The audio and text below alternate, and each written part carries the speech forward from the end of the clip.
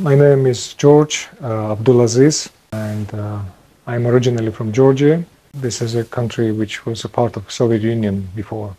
I immigrated to New Zealand around 8 years ago. Ever since, lived in Auckland. I've been Christian all my life. In 2012, in July, it was Ramadan. Something began stirring in my soul and heart and mind. I got very much interested in research of spirituality and religions and comparative religions, and I start just reading and watching materials, and finally it brought me to conclusion of the truthfulness of Islam, and I ordered a copy of Quran online, which was free, and after I read the Quran, it was very powerful experience for me. It was like God directly speaking to my heart, which was the final drop, so to say, of the confirmation that it is true. So I said my confession of faith, my shahada, and then I start praying to Allah to show me the prayer house around. And surprisingly, I didn't know that the prayer house was just next to my door in the building where I moved months ago before that. So it was kind of arranged all in advance for me. So God knew that I would eventually come to Islam, and He made it easy for me. So I met brothers and I said Shahada in a masjid, in a prayer house, and ever since I had very peaceful and happy life, basically. I was quite religious before, I can say. In Georgia we have Orthodox Christianity as a mainstream Christianity, like 95 maybe percent or even more of population are Orthodox Christians. There are a few evangelicals, Baptists and Pentecostals, but they are minority. And I was like trying all sort of Christianity because I was very interested in religion and spirituality and searching for God. So it was a time even when I was in a Christian community, when we were all going and praying together and preaching even. I was even engaged in preaching. So it was just a thirst about God and a thirst about spirituality which drove me there. Even though it was something lacking, I was feeling that something wasn't complete, but I didn't have anything which could show me, for example, so what was that lacking to fill the gap, the hole. Many years ago, I happened to buy a book about Prophet Muhammad. God's peace and blessings be upon him. It was a small book translated to Russian language from English. It was written by some American writer. I don't remember, unfortunately, his name, but it was very well written, a book, very objectively. When I found this in a bookshelf in a bookshop, even the cover was very nicely designed, and it drew my attention, so I enjoyed reading it, and I was impressed by the personality of the Prophet. This was one of the reasons which brought me later to Islam, basically.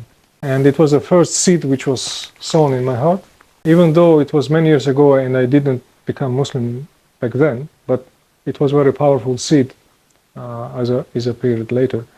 So when I came to New Zealand and when I started renewed my research, all that old seeds sown from that book about the Prophet, they start growing actually.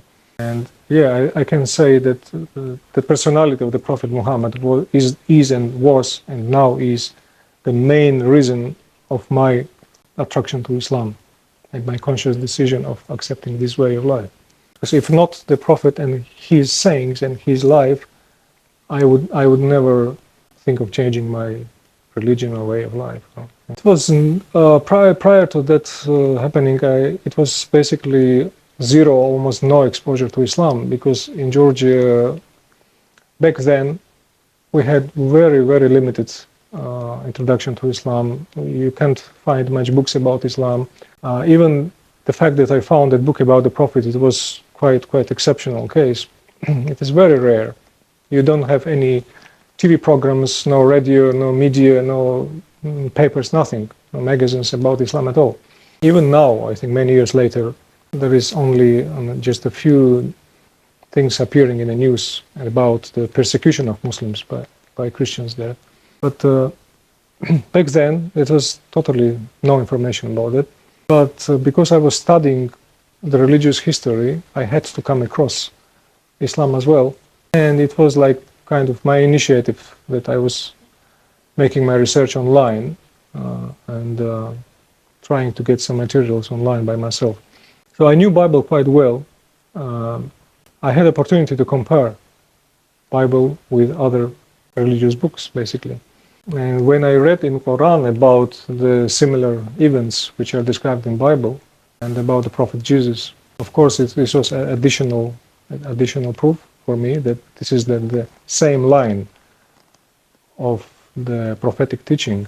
It is nothing new or standing separately, but it brings you back to the roots, starting from Abrahamic faith and just extending to the logical completion of this faith. Then all pieces of the maze start coming together.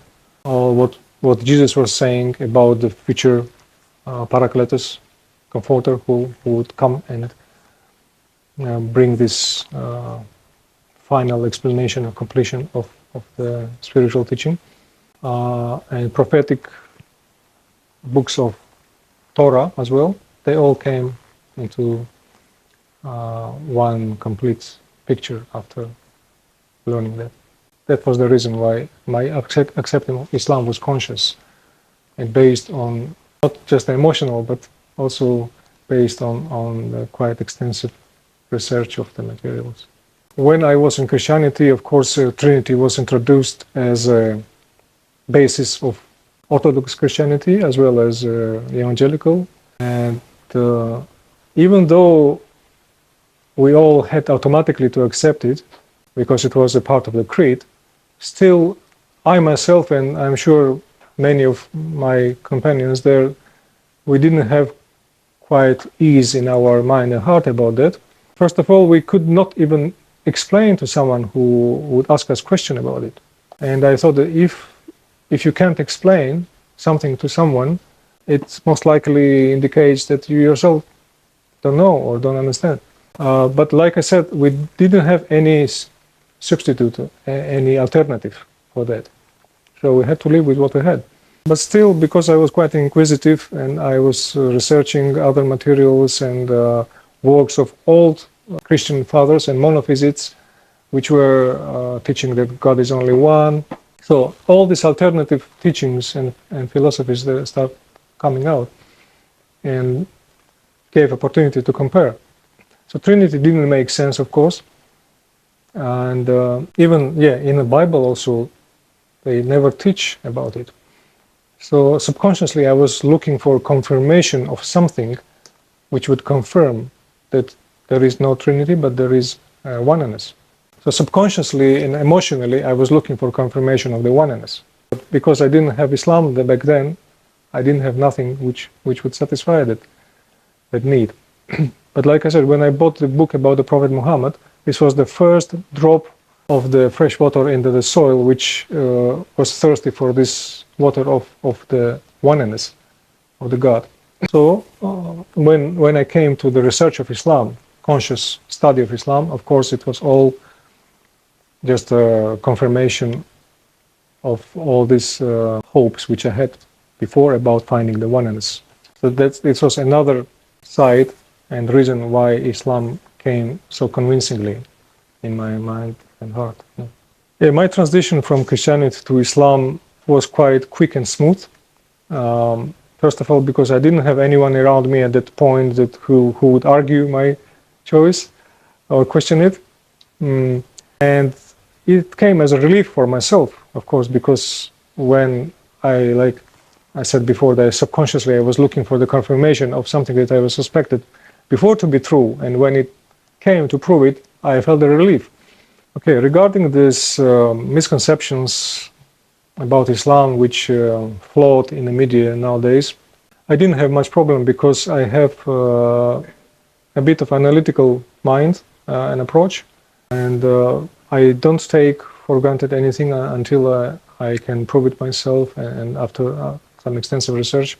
So I just went on and started digging deeper and I start listening alternative opinions of people, even videos of debates between Christians and Muslims. And those debates were one of the convincing points for me, because I could see that in every single case, the Christian argumentation been defeated very easily by Muslim scholars.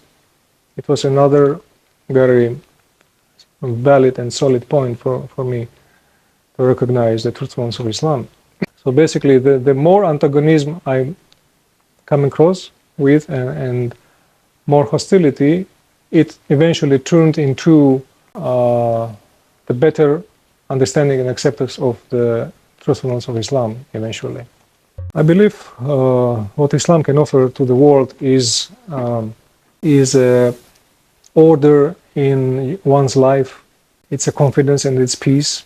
I myself gained much more self-confidence after accepting Islam than I was able to get it from anything else, or any attempts or spiritual teachings or self-help or gurus, etc. Because I think Islam is based on very simple and ancient truth.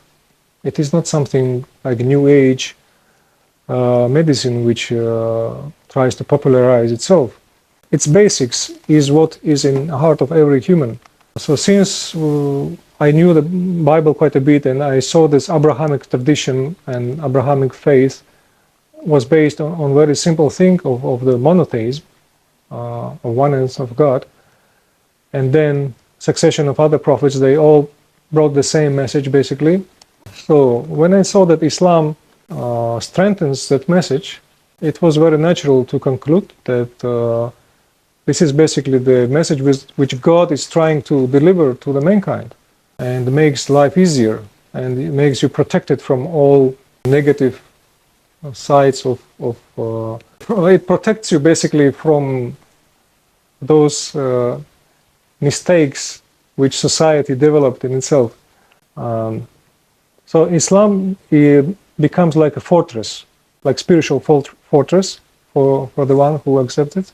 It's not a religion in a secular way, but it is a kind of way of life which protects one from all the ills of the spiritual and physical world, and makes you stronger spiritually and intellectually, and gives you more alternatives for development. So it doesn't restrict you as many other religions restrict you, but it becomes a very progressive thing. One of the proofs was also as in the middle age of the Muslim Renaissance, which was like a boost of culture and poetry and everything, which was exported to the Europe, to the Spain. It was amazing film about the Muslim Spain in Andalusia, and it was like a hugest contribution to the mankind which Islam brought.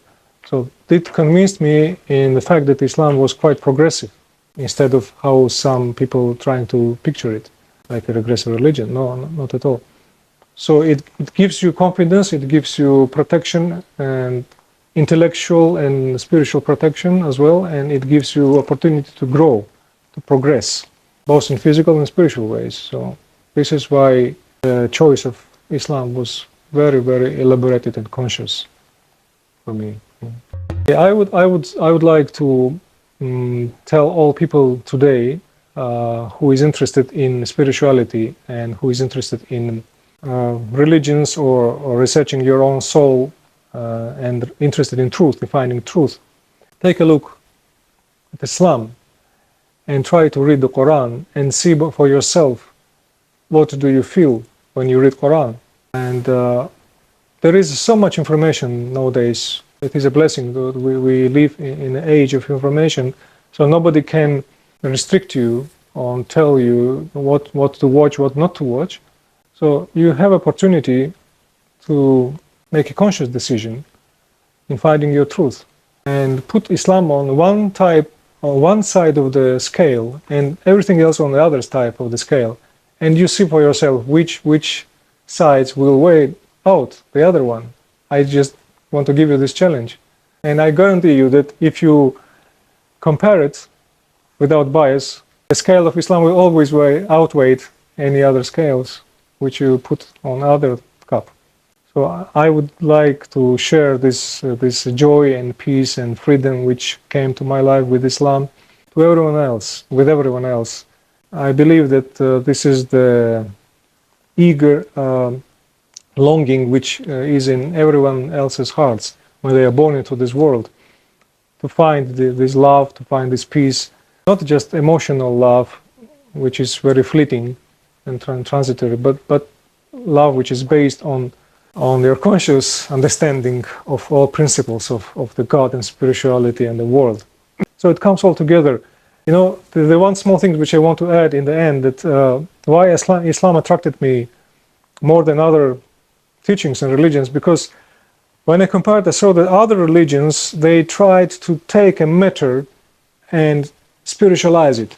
But Islam take a spirit and it brought it into physical world. It materialized it. So it made it accessible and practical for a human being. This is the greatest wish for everyone, to see and to taste Islam, the sweetness of Islam, to be convinced that it is the real, feasible thing which satisfies both your heart and your mind, your soul and your intellect, and gives you this peace which you've been longing so far.